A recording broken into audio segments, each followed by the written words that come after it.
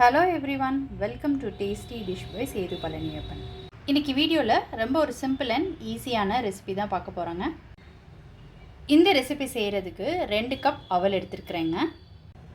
அவலை 2 தடவை நல்ல தண்ணியில் வாஷ் பண்ணி எடுத்து வச்சுக்கோங்க. ஊற வைக்கணுன்னு அவசியம் கிடையாதுங்க, கழுவி வச்சுக்கிட்டாவே போதும். 2 தடவை நல்ல தண்ணியில் வாஷ் பண்ணிவிட்டு இந்த மாதிரி ஃபில்டரில் போட்டு தண்ணியை ட்ரெயின் பண்ணி எடுத்து வச்சுக்கோங்க. இப்போ அவல் தக்காளி உப்புமா செய்ய ஸ்டார்ட் பண்ணிக்கலாங்க. ஒரு கடாயில் எண்ணெய் விட்டுருக்குறேங்க. இந்த எண்ணெயில் ஃபஸ்ட்டு நிலக்கடலையை ஃப்ரை பண்ணி எடுத்துக்கலாங்க.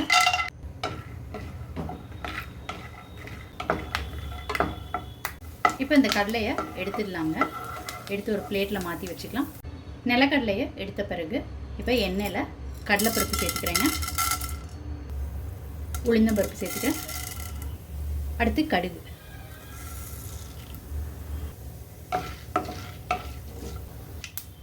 கடுகு பொரிஞ்சதுக்கப்புறம் இதில் ஒரு காய்ந்த மிளகாய், ஒரு பெரிய வெங்காயம் சேர்த்துக்கிறேன்.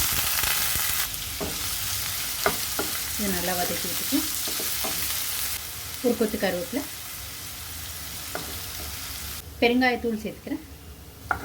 அடுத்து இஞ்சி பூண்டு பேஸ்ட் சேர்த்துக்கிறேன். இஞ்சி பூண்டோட பச்சை வாடை போனதுக்கப்புறம் 3 பெரிய தக்காளியை பேஸ்ட்டாக அரைச்சி வச்சுருக்கிறேங்க, அதை சேர்த்துக்கிறேன். இதை நல்லா கலந்து விட்டுக்கலாம். 1/4 டீஸ்பூன் மஞ்சள் தூள், இதில் வீட்டில் அரைச்ச குழம்பு மிளகாய் தூள் சேர்த்துக்கிறேன். அடுத்து காஷ்மீரி சில்லி பவுடரில் 1/2 ஸ்பூன் சேர்த்துக்கிறேன். இது நல்லா கலந்து விட்டுக்கலாம். அடுத்து கரம் மசாலா தூள் 1/2 ஸ்பூன் சேர்த்துக்கிறேன். இந்த டிஷ்ஷுக்கு தேவையான உப்பு, இது எல்லாத்தையும் நல்லா கலந்து விட்டுக்கலாம். ஒரு 2லேருந்து 3 நிமிஷத்துக்கு மூடி போட்டு குக் பண்ண விடலாங்க, அந்த மசாலாவோட பச்சை வாடையெல்லாம் போகிறதுக்கு.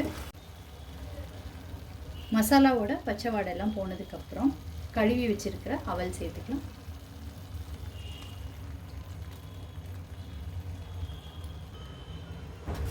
இதை இப்போ கலந்து விட்டுக்கலாம்.